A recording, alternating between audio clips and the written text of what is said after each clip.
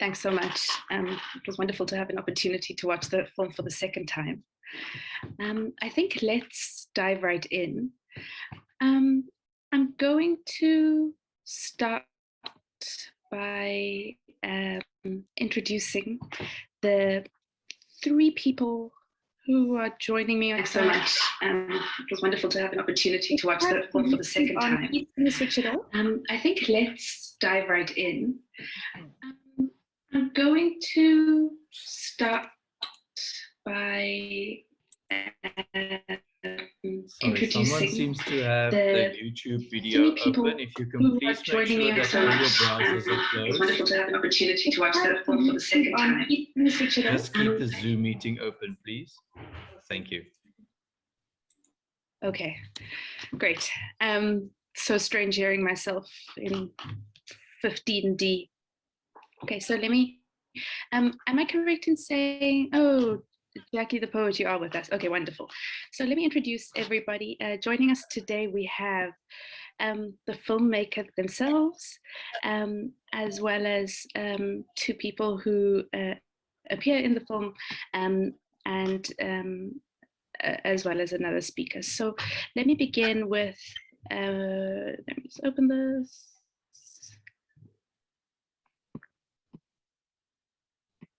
Okay, let me begin with Poet on Watch, who's the filmmaker and the author of two collections of poetry entitled Sage Burner's Simple Pleasure and Poet on Watch, published by Free Verse Publishing. She is the editor and author of Grits, Girls Raised in the South, an anthology of Southern queer women's voices and their allies, also published by Free Verse. Poet on Watch has graced the pages of three anthologies: Mother Tongue, Jesus, Muhammad and the Goddess, and Mighty Real, an anthology of African-American same-gender loving writing. Poet on Watch has shot and co-produced three short films, Driver and Uber Ride, and Love in the Midst of Climate Change, which you just watched. And then the protagonist of this film is the first person to whom we are introduced, Yvette Abrams, also joins us today. Yvette Abrams holds a PhD in economic history from UCT. She's consulted for government and various NGOs on issues relating to gender equality in policy and practice, while publishing both locally and internationally on gender equality, queer theory, climate change, as well as the history of First Nations South Africans. She served as Commissioner for Gender Equality, where she headed the programs on poverty, energy, climate change. She subsequently worked as advisor to Project 90 by 2030, an NGO which focuses on food security, energy, and promoting renewable energy and energy efficient entrepreneurship in the context of climate change. Today she runs a small business, as we know, making organic carbon neutral soaps and body products on her small holding east of Cape Town. And then we're also joined by Jackie the poet, born in a village, bred in townships and towns, and now living in the cities of South Africa. JTP is a love of music, theatres, literature, and intimate one-on-one conversations. Riamogetse Jacqueline Dichabe views life from a spiritual and mental perspective, which she views to be more important than the dying physical. Jackie is an art activist, intersectional feminist, and a messenger with messages sent in poetry format so far. Like many feminists, and especially during this time of COVID, she's eagerly walking towards a feminist government, not just in our lifetime, but by the next national elections in South Africa. And then last is Michelle Present, is a lecturer in environmental sociology at UCT. She's worked as a researcher, policy analyst, and activist on environmental and socio-economic issues, primarily within the non-governmental sector. She also served in national government during the World Summit on Sustainable Development. Her interests lie in rethinking political economy of energy transitions in ways that will assist in responding in new and relational ways to the multitude of crises facing the world. She's completing her PhD in the Environmental Humanities South program. So let's get started. As you can see, there's an array of great knowledge and interests with us. I think, I wonder if we should start off speaking with Poet on Watch about the journey of funding to make the film, of the kind of journey of making the film itself, and also your experiences having made the film and sending it out into the world, and kind of what that's been like. Well, you can hear me, right? Okay. Yes. Can you guys hear me? Okay. I think that for me, the film in general is a really out-of-body experience for me. So coming into film from a journalist perspective as a news videographer, and being able to be in multiple communities with a camera and not have to say anything and just be there and observe is really interesting. So taking on a project like Love in the Midst of Climate Change and not really understanding what climate change is, how climate change affects us on a daily basis, how it affects our who we are emotionally, politically, and financially, right?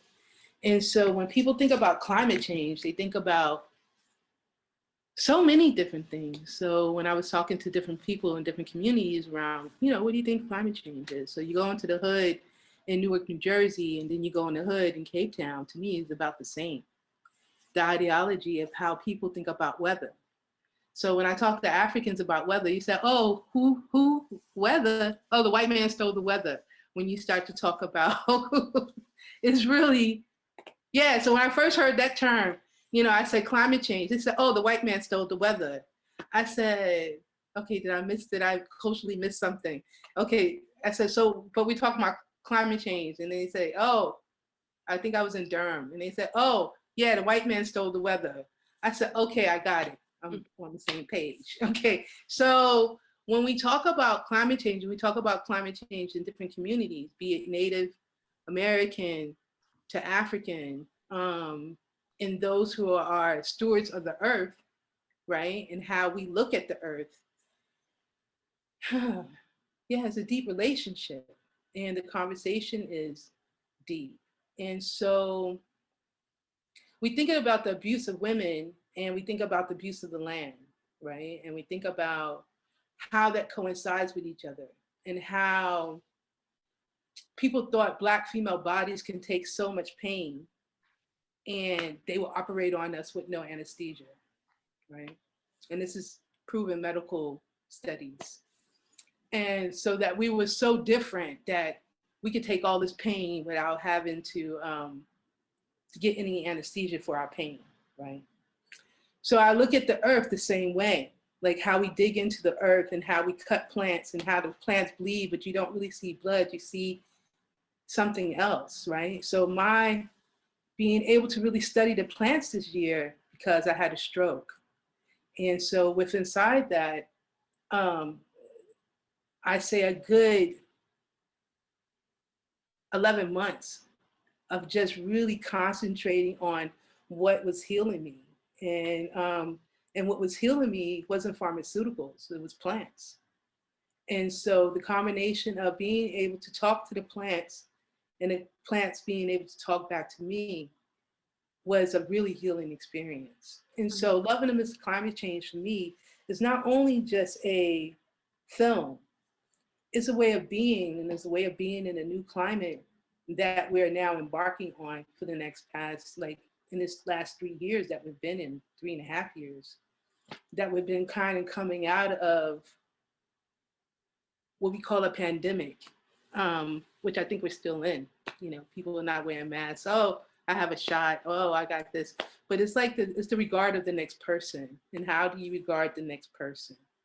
And I think that that's what we are really grappling with when we talk about how climate comes into our lives, right? Because somebody's climate is totally different from someone else's climate. So my climate here in Newark, New Jersey versus the climate in Cape Town, South Africa. Newark is turning really cold now, and it's a pretty early winter, right? And as I transition out of Newark to come to Cape Town for the winter, I could feel the difference in the latitude and the changing of the seasons, because I'm right in the middle of it. And so what does that do to us personally, right? And how do we change with the seasons? And so, yeah, it's just something I've been really, really thinking about. So coming from Amsterdam the same time of year, 2 years ago, before the pandemic hit, I had to go show the film in Amsterdam. And talking to folks in Amsterdam about my film in Cape Town, in Newark, New Jersey, and they have never left Amsterdam or even been around Black people, right? It's a very interesting, it's just an interesting experience all the way around. So I was just like, okay, I'm in Amsterdam, it's freezing cold, we're talking about climate change, and they're doing ice dipping in the middle of the pond where the pond is frozen. And I was supposed to go out here and ice dip with no clothes on. I said, okay, this is an experience, right? And it's this climate. And so I'm thinking about how the people in Amsterdam live in this extreme cold all the time, right? Whereas you deal with Cape Townians, they're in really nice weather most of the time. If it gets like 70, 60, people are like, oh, I'm freezing. Then I'm in Newark, New Jersey, where we get all 3 summers, all 3 seasons. And so in those seasons, what does it do to our personalities? And what does it do to our living environments? And how do we interact with each other within the changing of these seasons? And so Loving Amidst the Climate Change to me is an experimental film that talks about that from a real level and from a real personal level, where people are planting and eating food, and you're dealing with an urban farmer, and you're dealing with a farmer that has land, you know, in Cape Town, where most Cape Townians don't have land, right? And so I'm sitting here and I'm looking at juxtaposing these 2 people, and they have met each other, and they have talked to each other, and they have worked with each other. So this is not like filmmaking, oh, I'm a group of people over here and a group of people over here. No, these people have met within this 2.5 years. They have met each other, talked to each other, and communicated with each other, and shared stories, and how similar the stories are. So Tobias Fox, who has never even left United States, is now traveling worldwide because of this film, right? And he's never left. He hadn't stepped foot out of the United States until this film was made. And when this film got made, he was like, wow, I have a possibility of moving around. I said, you can move around, Tobias. You're not stuck in one place. So it's also the same way when I talk to somebody that's in Cape Town, you know, and I say, you know, you can leave here and go somewhere else. And they're like, can I leave, really? So it's interesting how, as plants, people, we become so rooted in one place. And when roots get uprooted, where do the branches go, right? So it's a song I've been listening to, Fertile Ground, really nice group 6 years ago that made an album called Fertile Ground. And it talks about where the branches of broken trees go. And I think about Black people and how many limbs we have broken, and how do we get those limbs back together in one tree or multiple trees, and do the limbs ever die, you know? So yeah, thank you for taking the time out to check out Loving Amidst the Climate Change. So that's my outlook. Thanks for Raj. And if you can drop the name of that group into the chat, that would be amazing. I would love to follow up. Fertile Ground, I think was the name. Fertile Ground. Also something, Fertile Ground, yeah. Yeah, Fertile Ground is one of the things, I hope. No, I was saying Fertile Ground is a really powerful group. I mean, they put out about 5 albums, and then seasons change, you know, groups change. And so, but within inside that, I urge everyone to really pick up the music, because I think it tells the future before it was even here. So. And I think, I mean, picking up on that exact point was something I wanted to follow up with, which is, while it's not explicit in your film, I think it's very clear all the way through the question of time and time passing, but more than kind of time as linear, but just speaking about the speed at which we move, And there was something I think about the film that compelled me about watching Yvette make the soup. And, you know, that process of kind of gentle care where it didn't seem as a viewer of the film that there was a rush towards like some big apex or plot line, you know. It was a tenderness, I think, in the film.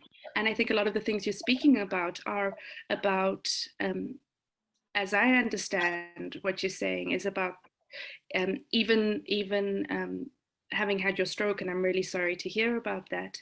But you're speaking about the 11 months of being able to go slow, and what that slowness allowed you in terms of access to a different knowledge system, or prioritizing knowledge systems which you hadn't done previously. And I found that a really interesting part of the film, and also what you were speaking about. So Yvette, I wanted to pick up with you on that point, which is, you know, reading your bio, there's so many different modes of engagement with the political, and I guess with love. And how do you see the way that you engage with time having changed over your different kind of political lifetime? Um, and what do you think about a reinterpretation, no, about a reclaiming of time as a way of making love in a time of climate change? Thank you, Natasha, for that deep question. Look, I guess like any climate change activist, you know, it's been 5 minutes to midnight for so long that, you know, we kind of PTSD'd out before COVID. We were so freaked out about what was happening that when COVID hit, actually, like, you know, anxiety didn't rise, it couldn't rise, like just couldn't get any worse. And in some paradoxical ways, COVID actually saved our skinny butts. You know, lockdown. I don't know if you remember last year, April 2020, these amazing news photographs, those tankers anchoring off the coast of the Gulf of Mexico. They couldn't land because the refineries were full. There was nowhere to store the oil. And they were charging this beautiful price of minus $38 a barrel, because literally they were going to pay you $38 a barrel if you could find a place to store the oil. And for that first lockdown, the world stood still. They had to stop sending the boats from the Middle East or the west of Africa, from the oil-producing countries, because there was nowhere to put that oil. And as you can see, we're finally having a cool summer.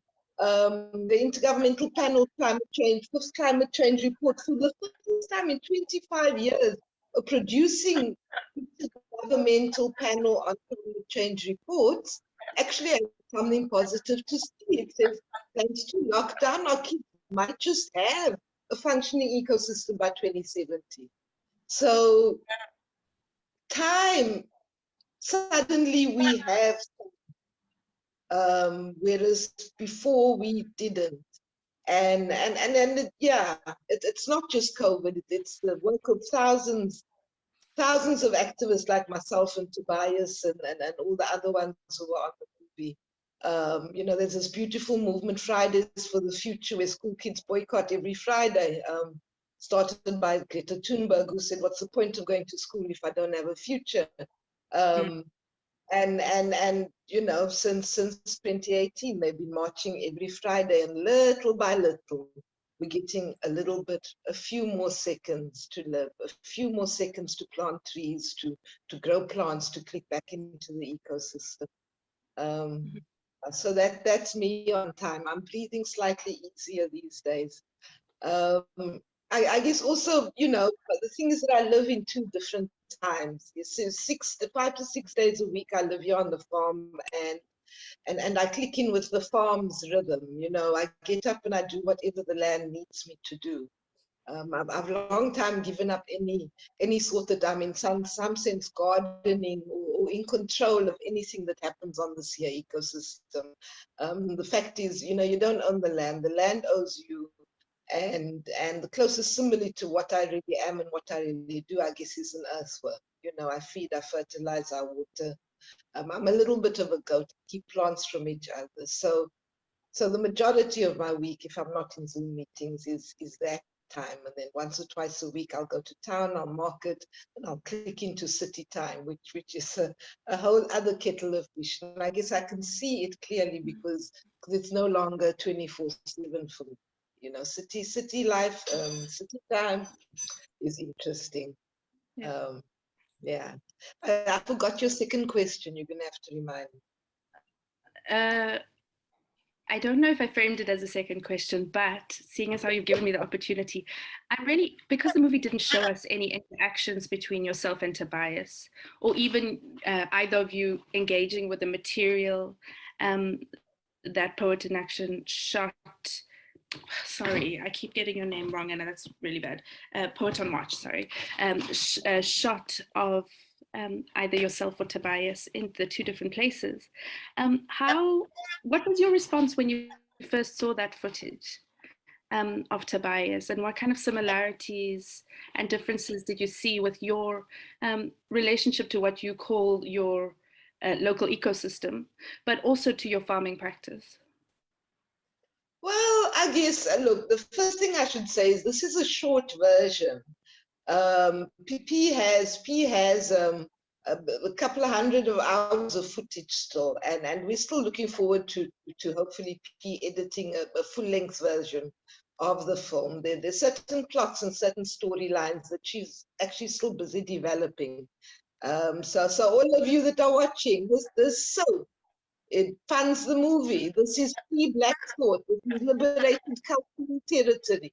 The soap is funded by the sales of soap and donations from comrades. There is no Hollywood money. There is no control of Black Soap in this film. Sorry, Natasha, but I had to do that promotion. But also because I think on some fundamental levels, it really affects the film.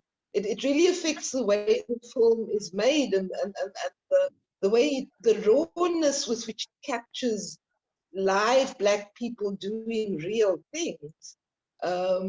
P, when she was making, when we were talking about making this movie, she was very clear. She wanted to show that every single one of us can do something, and so she deliberately went out to search for ordinary people, not superheroes, because she wanted to show us our capacity to do, our capacity to manage. You know, that sense of overwhelmment that climate change often gives. She was like, no, there ain't nothing bigger than ordinary human beings making a difference, and never has been. And I think she was able to do that because she wasn't dealing with grant funders and, you know, intellectual property strings and mentorships, and not to get into the whole world of film funding, but the material conditions of the art. I've never been part of producing a film before. I mean, I've done many a climate change. I've raised my climate change funding, and I've grant managed and I've project managed. But film, really, really hard to find film funding that promotes free and independent Black thought, that doesn't want a piece of the pie, or doesn't want the product in some, to shape it in some kind of way. And so for me, those are the material conditions that produce this film. I do want to say thank you to the first Afems conference. I was there, I showed a 5-minute short, people donated, people bought soap.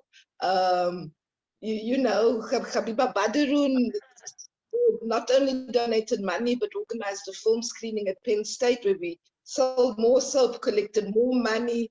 The way this film was made, I think, says a lot about the way it could be. So now I haven't answered your question about me and Tobias, but, you know, we're both farmers. I take my hat off to anybody who gardens in North America. I mean, I'm a Catonian. Firstly, anybody that gardens in a climate where 6 months of the year you can't do anything because it's too cold. Respect. You know, respect. And New York, New Jersey, it's the birthplace of Agent Orange. The factory where they produced Agent Orange that was taken to Vietnam to spray the Vietnamese jungle, that now 3 generations is still making children sick. That factory is located in New Jersey. And this fascinating twist of karma, people are poisoned not just in Vietnam, but in New York, New Jersey. And you will see all Tobias beds are raised beds. He can't grow in the ground because the ground of New York, New Jersey is too toxic.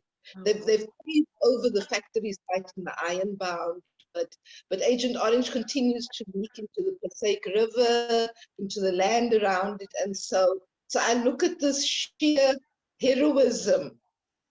You know, I'm hoping as P develops the movie that you will see more of that.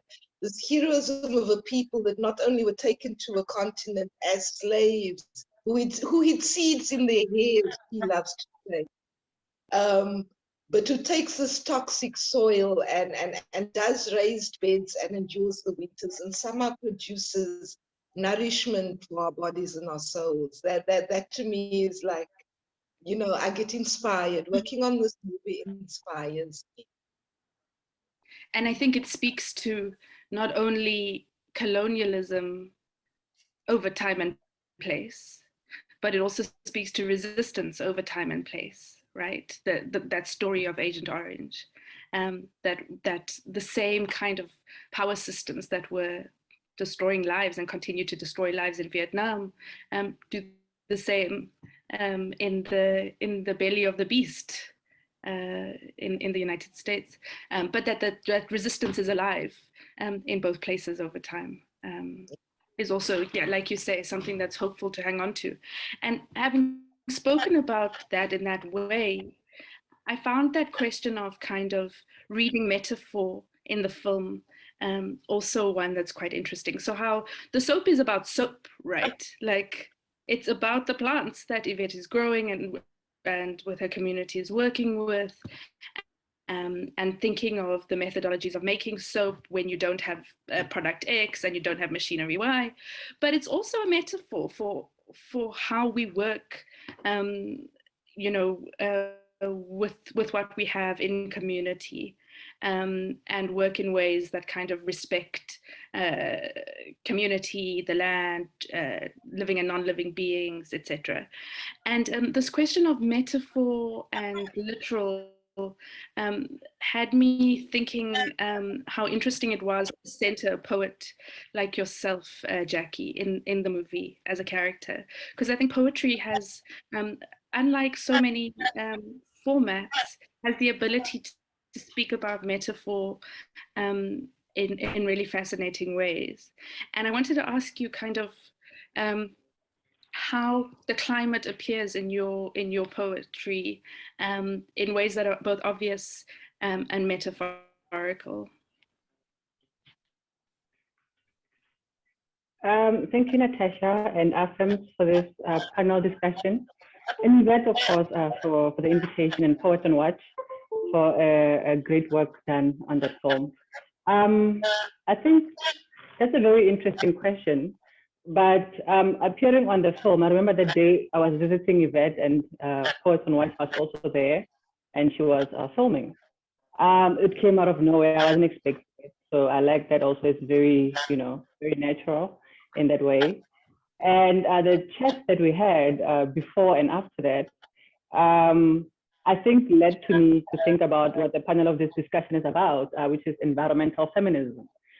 Because as they both say, Poets on Watch and Yvette, you know, it's not something that is outside of ourselves, it's interlinked. So I think during the making of that film, that's when I started to think seriously about the interconnectedness. And I know you're asking about how climate appears in my poetry. I don't think there's specific climate things that appear in my poetry, because I think the learnings and the lessons have taught me that it's intertwined and interconnected there's politics there, there's humor there, there's feminism there. There's something about climate change. If you, however you receive the art, even watching the film, I'm pretty certain that we are all getting different experiences, even though the similarities are around it. But I speak a lot about planets, I don't know if it's a form of escapism, because when we look at, let's contextualize it to today, in the terms of COVID, some months before that, the Amazon forest, which is considered the lungs of the planet, the lungs of the earth, was burning for quite some time. And soon after that, COVID broke out. I'm not saying there's an interrelatedness. I'm just pointing that out, and then this COVID illness that currently affects us is a lung disease. So I think this is one of the things that shows us that what we do to the environment or to nature or to the planet or to other people, because other people are also beings of nature as we are as well, comes back to us. So earlier on in this very same conference, people are talking about love and feminism. And this film is titled Love in the Time of Climate Change. And in the context of South Africa, currently we're dealing with elections and results and so on. And I think a very particular lack of love, I think it's only a lack of love. And I see the opposite of love as being fear that can bring us into these kind of conditions where we are burning our home, where we are soiling our home. Yvette speaks about this. It's inspirational that people who were taken from here and enslaved, they were not slaves, but they were enslaved, as it shows in the film, the ground that they live on itself cannot even grow plants. And they still find ways to grow plants. That's inspirational. So we're going to go talk about the solution and talk about it in a political context. We can talk about a system that to us here is important, and that is a system of white supremacist heteropatriarchal capitalism that poisons, that extracts, that steals, that rapes. And so it's no wonder that we are in this situation. But the point is, once we know better, then what do we do? Do we throw our hands in the air and say that the soil is poisoned? Or do we come up with creative ways of doing things? Yvette on her farm shows us how to do that with about a hectare or so of land. And she has done such a great job in terms of just, dealing with our skin, which is the biggest organ in the body. So what I've learned from all of this is really to become the change, and to do that one thing at a time, and one day at a time, and one little thing at a time. Let me go back to your question. Climate appearing in my poetry for me is a way of being. It's not separated from this. It's not separated from anything else, because I learned during the making of that film that I too affect the environment. Prior to that, I used to think very much, cerebral, knowing that whatever the reality is contributed to by all of us as individuals. So whatever the reality is in society, when you open your eyes and you see what you see, that is culture. And that's where I work, in art and culture. So culture is whatever it is you see when you open your eyes. And what we see is poisoned soil. What we see is GBV and femicide. And when we talk about environmental feminism, we talk about, I think they describe it as connection between women and nature. I would like to say it's a connection between humans and nature, but with a particular focus on femininity. And femininity is an energy. If you look at the moon, one would think feminine. Maybe one looks at the sun and thinks masculine. Femininity and masculinity are all in us. So it's not so much about your gender or sex. It's about spirit. That as human beings, we are made up of masculine and feminine energy. Love seems to be connected with the feminine energy of nurturing and caring. It exists in all of us. It exists in men, women, transgender people, intersex people, whatever the gender or the sex or the sexual orientation or race. So I know I've been everywhere, but I think if I was to conclude the point about whether it's in my poetry, whether it's in the film, whether it's in an environment we live in of illnesses and diseases or GBV and femicide, the things that we're dealing with on the ground as feminists, and political warfare really, and spiritual warfare as well. It is to say that instead of being despondent, being able to do what Yvette does, being able to do what Noni does, being able to do what this conference is doing, and many other stories told across different platforms, is what we should hold on to. Because as the system crumbles, we need to be the ones who are building shelters amidst the war, and we need to focus on the job of building shelters. We cannot be distracted by the bombs dropping. At the same time, we need to be able that know that it's really up to us and not be defeated. It's easy to look at the system, it's easy to look at the political, socio-economic system and the system of oppression and look on the ballot box if you go to politics and see that there's no option for you. But we are the options. It's not us, who else. We are the ones we've been waiting for. And if nothing else, this film shows us that. And I think knowing that we are connected to the environment, know that no other human, whatever their so-called power in this crumbling system, can determine to us the way ahead. I've been in so many conferences and talks similar to this one where beautiful ideas are there. Let's implement them and know that we are the ones we've been waiting for. And thank you both, Noni and Yvette, for that film. Thanks, Jackie. Jackie, I wanted to pick up on one of the things you said, and it's something I've been thinking about a lot, Michelle. Michelle and I work together, and a lot of we teach a lot of students in common, and often students come to my classes about, you know, work or and they'll say, well, I learned this from environmental studies with Michelle. And so the way I think, Michelle, what you teach embeds in the way that students kind of engage with everything they go on to learn has always been, you know, just really heartening to me. And I often, so I wanted to ask you about what it means to be a teacher around environmental justice, and how that is an act of love, or could be considered an act of love in a moment of climate change. But also to ask you, Michelle, about how using the framework of love,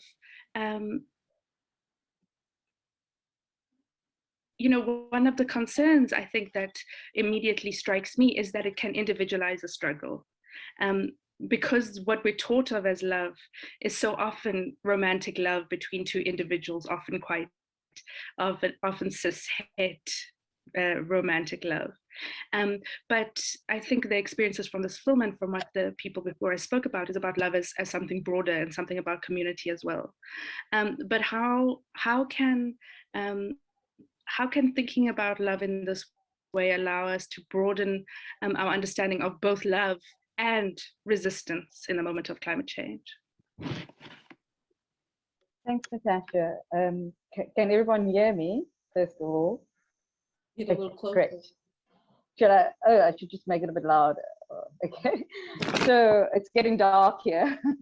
I think that let me speak to your second question first. And for me, this film is about a re-entanglement with the land and the soil and the non-human world and the critters and the earthworms that has been disconnected, and colonialism disconnected us from the land and distangled people from the land.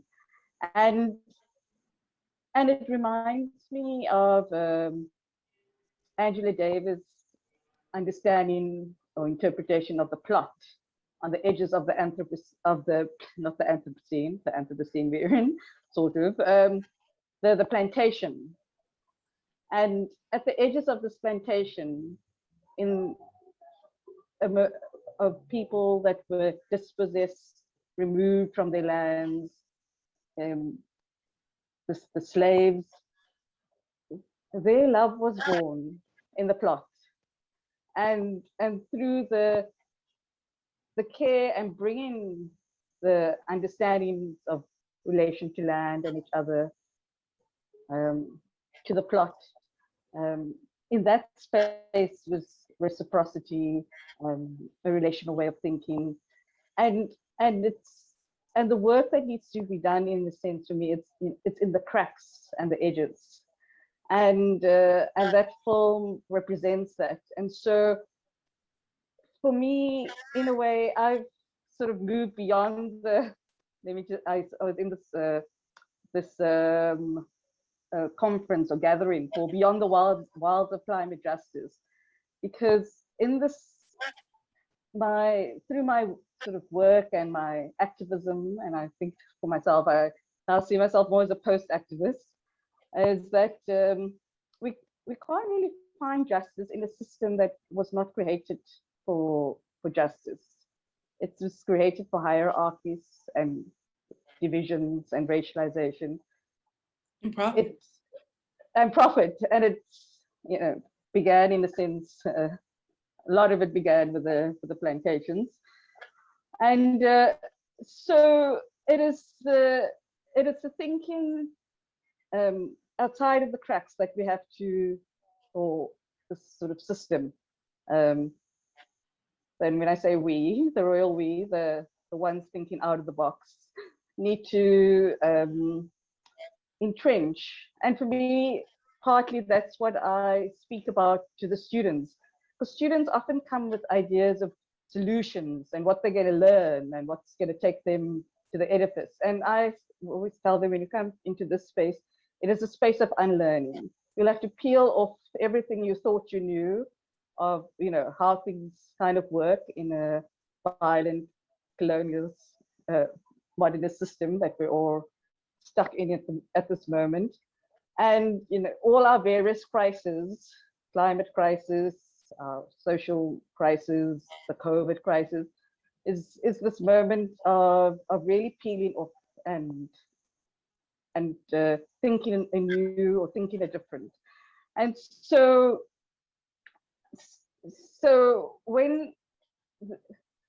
I dispel the idea of solutions and say, when we're in a space and we begin to understand relationality, when we begin to understand that the way the world's organized is around separation and alienation, and so we must all work towards becoming non-dualist beings. And so so we become earth beings in a sense, and we're not these human beings that are this kind of hierarchical, have this hierarchical understanding. And in this space, we think together and work in the cracks. And that's for me when I see Yvette making a soap, which I can attest to. It's a wonderful soap that I've used myself. Making her soaps, working slowly. Our friend Tobias in Milwaukee, cultivating in very harsh conditions. It's, you know, it all connects to that system of love with the non-human world. And I like this paper by Anna Singh, which I used for the students. It's Unruly Edges at something at the end of the world to do with mushrooms. And she talks about the plantations, but she says what the plantations brought is a very distorted way of love, because when the colonialists came and they had you to the wilds, into the wilds, clean the area, and you know, take away all the infestations. They brought with them this very narrow sense of love of the family. So love could only be about the individual and the family and their dogs and their cats.